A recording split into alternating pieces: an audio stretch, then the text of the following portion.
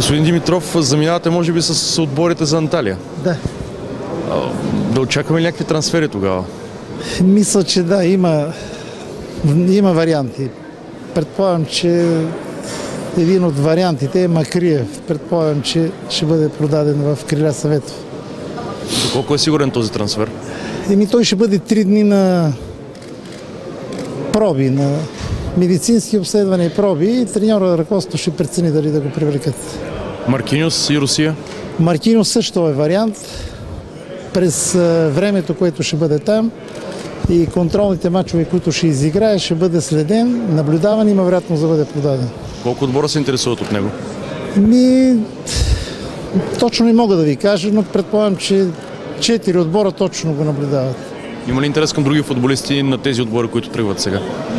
От тия, които аз с които контактувам, не мога да ви кажа конкретно, но в процес на гледане може да се появи някой интерес. Не разбрахме, Макриев на проби ли ще бъде или... На проби, да. На проби ще бъде. Той съгласи ли се на такъв вариант, тъй като е вече... Съгласи се. Просто той е неизвестен за руския футбол и по принцип трябва да се яви в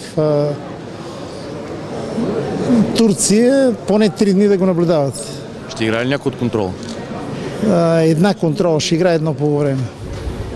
И националния отбор. Това е достатъчно. Благодаря.